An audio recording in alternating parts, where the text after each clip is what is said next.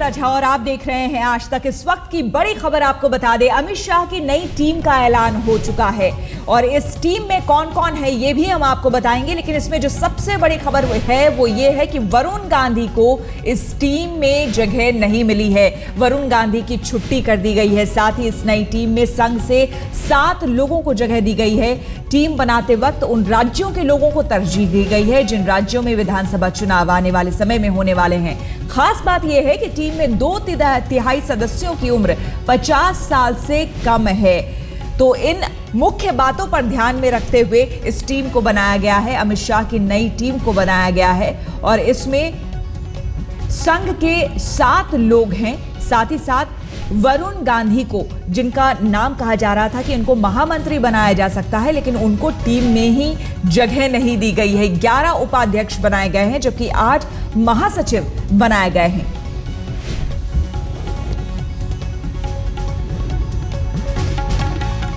और अब आपको दिखाते हैं कि इस नई टीम में कौन कौन से वो नाम हैं, कौन कौन से चेहरे हैं जिन्हें शामिल किया गया है।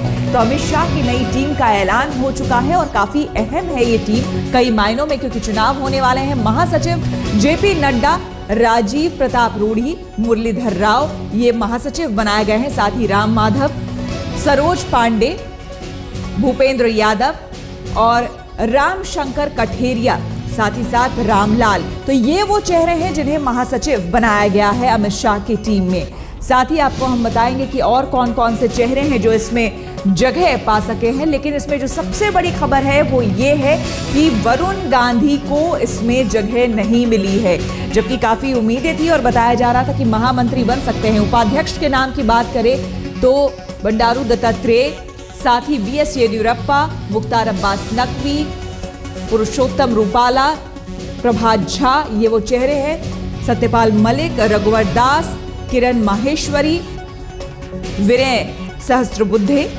रेणु देवी ये उपाध्यक्ष बनाए गए हैं। दिनेश शर्मा, तो ये वो चेहरे हैं जिन्हें उपाध्यक्ष का पद दिया गया है इस नई टीम में। इसमें 2/3 सदस्य जो हैं वो 50 साल से कम उम्र के लोग हैं, यानी कि युवा शक्ति भी चाहिए, नई सोच भी चाहिए। ये सारी बातों को ध्यान में रखा गया है और ज्यादा से ज्यादा अमिताभ सिन्हा हमारे संवाददाता हमारे साथ जुड़ गए हैं ज्यादा जानकारी के साथ। अमिताभ, ये जो टीम हम देख पा रहे हैं इसमें 2-3 बातें काफी अहम है। एक तो पहला सवाल ये कि वरुण गांधी को इसमें जगह नहीं दी गई है, इसके पीछे की वजह क्या हो सकती है? क्योंकि महामंत्री तक के नाम की बात कही जा रही थी कि उनको महामंत्री का पद दिया जा सकता है, लेकिन पूरी टीम में कहीं जगह ही नहीं है।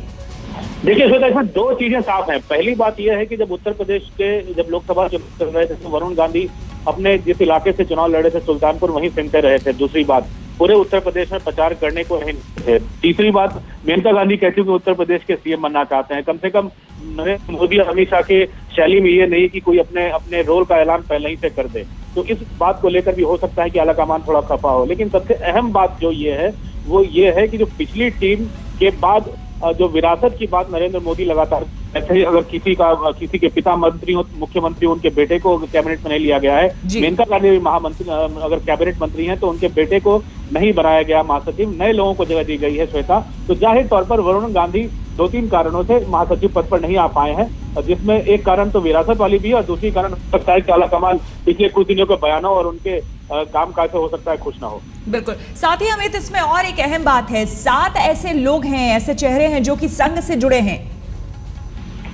देखिए 2 चीजें तो साफ है कि सत्ता दिलाने में संघ का बहुत बड़ा रोल रहा था। नरेंद्र मोदी का काम था, नरेंद्र मोदी की रैलियां थी, नरेंद्र मोदी के भाषण से तो संघ नेता, संघ के प्रचारक गांव-गांव तक फैल गए थे और बूथ तक संघ के कार्यकर्ता थे। कम से कम संगठन पर जो RSS की पकड़ बनी है अभी श्वेता, उसको लेकर अब अपनी पकड़ ढीली नहीं करना चाहता। जबकि लेकिन अमिताभ, हमेशा संघ ऐसा कहता रहा है कि राजनीतिक फैसलों में संघ की कहीं भूमिका नहीं रहती है, लेकिन अब जिस तरह से टीम बनाई गई है उसमें कहीं ना कहीं क्या, अब जिस तरह से संघ के 7 लोग हैं तो आने वाले फैसले जो होंगे उसमें संघ की सोच भी नजर आएगी। देखिए जाहिर तौर पर जी 2 चीजें श्वेता साफ है। राम माधव और को जिस तरह से संघ से बीजेपी में भेजा गया हो, पहली बार ऐसा हुआ था कि संघ का अखिल भारतीय स्तर का कोई अधिकारी सीधे बीजेपी में भेजा गया था। पहली बात, सबसे महत्वपूर्ण बात यह है बिल्कुल अमिताभ, हमारे पास वक्त की जरा कमी है, आपसे और विस्तार से हम इस बारे में जानकारी लेंगे बिल्कुल, लेकिन अहम भूमिका संघ की रही है लोकसभा चुनाव में, इसे नकारा नहीं जा सकता और अब आगे और देखने को मिलेगी। अमित शाह की टीम में महासचिव जगत प्रकाश नड्डा से बात की है हमारे संवाददाता बालकृष्ण ने, क्या कुछ कहा उन्होंने, आइए सुनते हैं। इसमें संगठन से प्रदेशों में काम करते हुए संगठन के गढ़े हुए कार्यकर्ता नेता जिन्होंने प्रदेशों में अपना स्थान स्थापित किया, ऐसे लोगों को राष्ट्रीय पदाधिकारी के रूप में जगह मिली है। अधिकांश क्षेत्रों का प्रतिनिधित्व है, लगभग अधिकांश प्रदेशों के प्रतिनिधित्व इसमें है, तो सभी क्षेत्रों का रिप्रेजेंटेशन है, सभी वर्गों का रिप्रेजेंटेशन है, माइनॉरिटीज़ का रिप्रेजेंटेशन है, हमारे अनुसूचित जनजाति जाति का रिप्रेजेंटेशन है, पिछड़ा वर्ग का रिप्रेजेंटेशन है। और सुधांशु त्रिवेदी से भी हमारे संवाददाता बालकृष्ण ने इस मुद्दे पर बात की, उन्होंने क्या कहा अब ये सुन लेते हैं। अमित शाह की नई टीम का ऐलान हो गया है। यह टीम किस आधार पर बनी है, किस आधार पर चुनी गई है, इस बारे में बात करने के लिए हमारे साथ हैं सुधांशु त्रिवेदी जी। सुधांशु जी, एक बात तो जो साफ दिखती है वो ये है कि युवा लोगों को इसमें इंपॉर्टेंस मिली है, लेकिन किस आधार पर लोगों को चुना गया है, क्या क्राइटेरिया रहा सिलेक्शन का? देखिए, हमारे राष्ट्रीय अध्यक्ष अमित शाह जी ने जो अपनी नई टीम का चयन किया है, इसमें युवा उत्साह, संगठन के प्रति प्रतिबद्धता, परिपक्वता, क्षेत्रीय संतुलन और सामाजिक संतुलन सभी का ध्यान रखा गया है।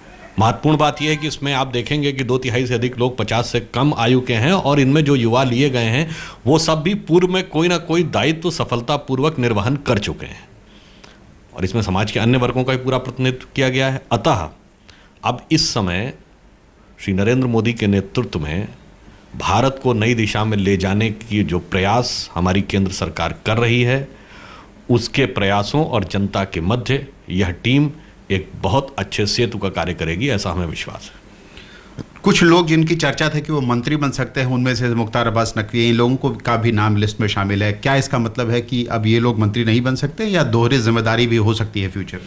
देखिए, कौन मंत्री बनेगा कौन नहीं, यह प्रधानमंत्री जी का विशेषाधिकार है। इसके ऊपर उपयुक्त समय पे उपयुक्त परिस्थितियों में सभी कारणों पर सम्यक विचार करके प्रधानमंत्री निर्णय लेते हैं। अभी हम सिर्फ अपनी राष्ट्रीय टीम के संदर्भ में बात कर रहे हैं। जो बात सबसे चौंकाने वाली है वो ये है कि वरुण गांधी का नाम कहीं भी टीम में नहीं है। मेनका गांधी जी ने, जो कि मंत्री हैं, उन्होंने कहा था कि सबसे योग्य व्यक्ति हो सकते हैं उत्तर प्रदेश के मुख्यमंत्री होने के तौर पर। पार्टी उनको क्यों इनका नाम ड्रॉप कर दिया गया, क्या वजह हो सकती है? देखिए, जो हो गया उसके विषय में कहा जाता है गता सूनश्य अगता सूनश्य नान्यम शोच्यन्ति पंडिता, परंतु संगठन सभी का ध्यान रखकर सभी को समय समय पर उपयुक्त उत्तरदायित्व देता रहता है और सभी की प्रतिभा का उपयोग करता रहेगा। धन्यवाद। आपने सुना कि सुधांशु त्रिवेदी जी वरुण गांधी के मामले पर कुछ कहने को तैयार नहीं है। जो जिस लिस्ट में सबसे चौंकाने वाली बात अगर कोई है तो यही है कि वरुण गांधी का नाम इस लिस्ट में शामिल नहीं है। कैमरामैन कृपाल सिंह के साथ बालकृष्ण, दिल्ली आज तक। और इस वक्त की बड़ी खबर आपको बता दें, हरियाणा में आज कांग्रेस को बड़ा झटका लगा है, एक तरह से कहने की लगने वाला है, क्योंकि बीरेंद्र सिंह बीजेपी में शामिल हो सकते हैं। यह खबर आ रही है। पिछले कई दिनों से पार्टी के खिलाफ बगावत का बिगुल फूंकने वाले बीरेंद्र सिंह कांग्रेस से अलग हो गए हैं और बीरेंद्र सिंह आज जींद में बीजेपी अध्यक्ष अमित शाह की सभा में भी पहुंचे थे और वहीं उनके साथ मंच पर हाथ में हाथ मिलाकर बीजेपी में शामिल होने की बात कही है। हम आपको बता दें कि पिछले लोकसभा चुनाव से ही खासे नाराज चल रहे हैं। लोकसभा चुनाव में जिस तरह से हरियाणा में करारी हार हुई थी कांग्रेस की, उसके बाद 10 में से मुश्किल से 1 सीट बचा पाई थी कांग्रेस। इसके बाद से ही बगावत का बिगुल फूंक दिया था वीरेंद्र सिंह ने और कहा जा रहा था कि वो खुद सोनिया गांधी से मिलने गए थे। साथ ही पार्टी के और कई नेता गए थे कांग्रेस के सोनिया गांधी से मिलने के लिए, वहां पर सत्ता परिवर्तन की बात कर रहे थे। हुड्डा के खिलाफ उन्होंने बातें कही थी, लेकिन आलाकमान की तरफ से ऐसी कोई भी बात सामने नहीं आई जिससे कि सत्ता परिवर्तन हो सके, हुड्डा सरकार को हटाया जा सके, जिसके बाद ये नाराजगी अब खुलकर सामने आए और अब बीजेपी के साथ बीरेंद्र सिंह।